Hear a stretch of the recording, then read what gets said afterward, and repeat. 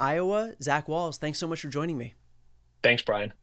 So we have some major news out of Iowa that really did capture the entire attention of the country, and that was that there was a state legislative seat that was flipped, a 20 some odd point flip from red to blue from the 2024 election when Trump won that district by about 11 points to when Caitlin Dray won that district just this week by about 10 points. So a major flip. And so how does that make you think about Iowa as you're running right now in terms of, I know a lot of people will write the state off. How are you thinking about the state, given what we've seen in the last 24 hours? Well, Brian, it's really exciting for a couple different reasons. First and foremost, even though this is probably what got a lot of the audience's attention, given the fact that this got national headlines, this is actually the fourth consecutive special election with a 20-point Democratic overperformance in just the last 6 months. This is the second state Senate seat that we have now flipped in Iowa that was won by Donald Trump in 2024. So, needless to say, there's a lot of excitement and enthusiasm and including the fact that Caitlin actually broke the Republican supermajority by winning this seat. Our campaign had the opportunity to campaign with her this past weekend during Get Out the Vote. Our supporters raised over $7,000 directly to Caitlin's campaign to help make sure that she could stay competitive in the media wars. And it was a real honor to have the chance to get to know her during the course of the campaign and to knock doors with her this past weekend. Talking with a lot of Iowa voters who were really upset with the fact that the Trump administration has not brought down costs like he promised they would, and the fact that Republicans have been a rubber stamp for his agenda, including Senator Joni Ernst, that has actually made cost of living higher for most Iowans rather than lower. Now, as it relates to Joni Ernst specifically, I'm going to throw a clip right here on the screen of a comment that got her a lot of national attention. You are arguing about illegals that are receiving Medicaid benefits, 1.4 million, 1.4, they are not eligible, so they will be coming off. So people are not, well, we all are going to die. So, for heaven's sakes, folks. Okay, no. So can I have your reaction to that comment? I know that it's a couple of months old by now, but I think the sentiment probably still remains if you're Joni Ernst. Oh, absolutely. I mean, that comment has really put her on the back foot, and I think really put this race on the map, not just here in Iowa, but all over the country. There's been a real groundswell of support for our campaign against her because Iowans, I think, saw, and so many of us all over the country saw just how out of touch she is. I don't think it's a comment that she necessarily makes 12 years ago when she's first running for the U.S. Senate. I think it's a clear example of how she's really gone to Washington, and I don't think Iowans are happy about that. I think it just demonstrates just how out of touch she is, and the fact that she's no longer the person that she once was. As it relates to your race specifically, there was some polling out that tested a bunch of Democratic candidates against Joni Ernst. You scored the highest, and in this hypothetical matchup, you scored 45 to 44 against Joni Ernst. So how are you thinking about that polling in terms of when you're speaking to folks in that state? And the reason I ask is because, a lot of times when we have these states that have consistently voted red, and I think the last time Iowa voted for a Democrat, if I'm not mistaken, was 2008 for Barack Obama. Is that correct in the presidential? 2012, President Obama 2012. carried it in Okay. his reelection. Yeah. So it's been a minute, and I think that we think of a lot of these states as not worth expending energy and resources in places that are just trending in the opposite direction. And so what did that poll result tell you, despite kind of the common knowledge that people might have about your state? Well, I think one thing that's really interesting in that poll is that Joni Ernst favorability lags 17 points behind where Donald Trump is. So there's an enormous number of a number of people in the electorate who still approve of Donald Trump, but have an unsatisfactory view of Joni Ernst, which tells me that there is an enormous number of Iowans who are willing to give anybody a second look who's not Joni Ernst. But our message is clearly resonating with people, which is why we're the strongest candidate to defeat Senator Ernst next November. We were the only candidate who, when voters learned more about the folks who are running, actually moved ahead of Senator Ernst in a direct head-to-head matchup. We know that she's vulnerable, and we know that the agenda that she has voted for is uniquely bad for Iowa. Tariffs have been devastating for our farmers and for our light manufacturers.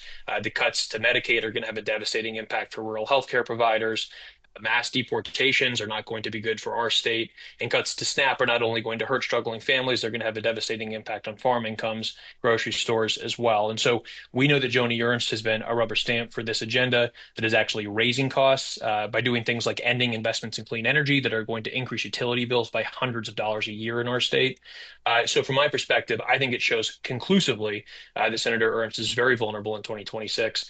And the only thing I would add, Brian, is that Iowa, despite being perceived as being more Republican over the last few years, as late as 2020, we had three of our four members of the U.S. House were Democrats. Back when we had Abby Finkenauer, Cindy Axne, and Dave Loebsack. Our state auditor, Rob Sand, continues to hold statewide office. He's a Democrat who has consistently won statewide elections. And Iowa is, in fact, the third most likely state in the country where voters split their tickets between Democrats and Republicans. And so there's no doubt that Donald Trump has been popular in our state. He's won this state in 2016, in 2020, and in 2024. At the same time, Joni Ernst has never had to run in a cycle where the environment is better for Democrats. She's consistently been underperformed Donald Trump in 2020 and the Republican candidate for governor in 2014. So this will be the first time where she's ever had to face voters in a climate that's actually positive for Democrats. And we believe that we are building a coalition that can not just bring new people into the Democratic Party, but can actually win over independents and Republicans. That same poll saw me winning independents by almost 20 points. And in fact, even winning 7% of voters who voted for Donald Trump in 2024, more than any other Democrat in the race.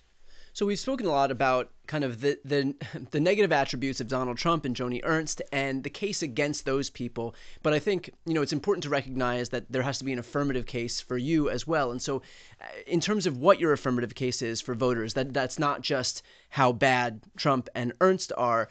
What has been most resonant in terms of the message that you're bringing to voters? Absolutely. Well, some of your audience may recall a speech that I gave back when I was a college sophomore about marriage equality and defending the freedom to marry for my two moms and for all Iowans. And I brought that same level of courage to my entire work in politics and over the last 7 years of serving in the state Senate. I think Iowans are looking for people who have the political backbone to take on leaders in both parties when they're not working for Iowans, whether that means standing up to your own party when it's necessary, pushing for our party to do better and actually be more effective in representing our constituents, or be willing to stand up to Donald Trump when that's what it takes and he's pursuing policies that are bad for Iowa, like the tariffs, where Joni Ernst, on the other hand, has been a total rubber stamp. And so from my perspective, we are laser focused on Joni Ernst. We're focused on the fact that she's been a rubber stamp for an agenda that is increasing costs, that is not growing paychecks, and she has become a part of the problem that she said she'd solve. Back in 2014, she ran for office, said that she would only serve 2 terms in the U.S. Senate, and now she's gearing up to launch her campaign for her 3rd term. It's exactly the kind of typical Washington, D.C. behavior that people in Iowa are sick of, and that's why they're ready to make a change. When you have gone around the state, have you had the opportunity to meet with or talk to Republicans or independents, Trump voters, whoever it may be, who are kind of disillusioned by what they're seeing from the Republican Party, which is this, very clear bait and switch? Trump came into office promising lower costs, lower groceries, lower housing, lower rent. All he's done is launch a trade war that's exacerbated all of those costs. He promised to release the Epstein files. Now they're engaged in the biggest cover-up in American history on that. They promised to, end the Ukraine-Russia war on day one. That hasn't happened. Promised to make IVF free. That hasn't happened. And yet they always manage to find enough political capital to give millionaires and billionaires tax cuts. And so there is this very massive bait and switch happening at the hands of people like Donald Trump and Joni Ernst. Have you heard from the actual voters, though, kind of echoing that sentiment? Yeah, absolutely. So we're talking about exactly the issues that you just outlined, Brian.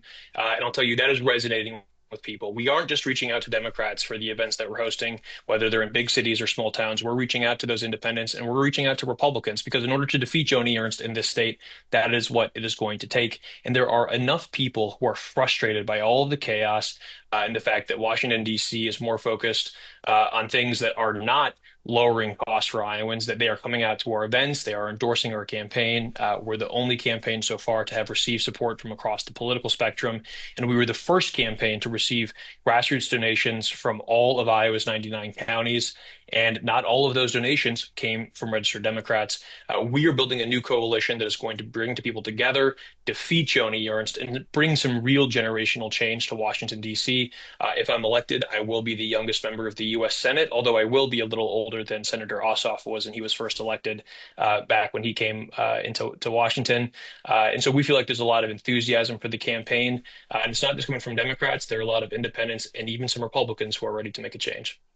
Zach, what would it mean more broadly if Democrats are able to win in this offensive opportunity in what is otherwise a pretty dismal Senate map that we're contending with?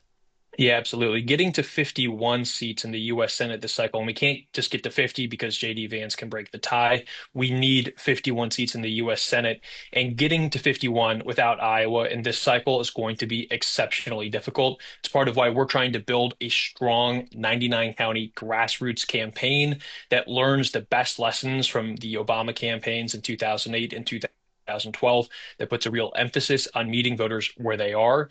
And in some respects, just kind of getting back to the basics, right, of actually talking with our neighbors, our family, our friends, the people we see at church or at coffee or at the grocery store about why this campaign matters, and then trying to actually make Iowa a better state along the way.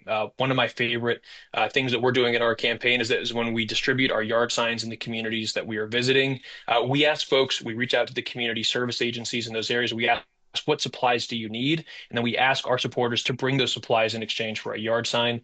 We've gathered nearly 1,000 pounds of supplies to community service agencies across Iowa that are unfortunately in desperate need of these supplies because of where things are with the economy right now and the cuts that are happening in Washington. So we're not just waiting for Election Day to build a better state. We're getting to work right now. And finally, there are going to be a lot of people asking folks for funds and donations, and so why is it important that they donate to a state that they would otherwise have in their mind is redder and more difficult to win than some of the easier pickup opportunities? Again, to get to 51 seats in the U.S. Senate, we have to be competitive in Iowa and we have to defeat Joni Ernst. And we're not waiting until the primary is over next June to get to work on building out the statewide operation. We're starting today, because if we wait until next June, then it becomes a self-fulfilling prophecy and it's too late. But because this message is resonating with people and because we have some of the early resources that we need to begin that work, we're asking people for their support. They can go to our website, zachwalls.com, to learn more about the campaign, to make a contribution, and to get involved. We've got lots of grassroots volunteer opportunities all over Iowa, and we're looking for support because that's what it's going to take to build a grassroots operation that's strong enough to go toe-to-toe with Senator Ernst and her billionaire and corporate backers. We made the decision on day one, we're not taking a dime of corporate PAC money. We are 100% people-powered, something that I wear with a badge of honor. And I think when we talk about cleaning up the political corruption and being willing to stand up to the establishment in both parties, this is a great example of putting our values into action. But we can't do it alone. We're counting on grassroots supporters all over Iowa and across the country to make this work possible. And so if this resonates with you, we would love to have your support. And I hope that I can count on folks who are interested in learning more to go to the website and to chip in. Awesome. I'll put that website right here on the screen and also in the post description. If you're listening on the podcast, it'll be in the show notes. Zach, appreciate your time. Best of luck in the campaign trail. Thanks, Brian.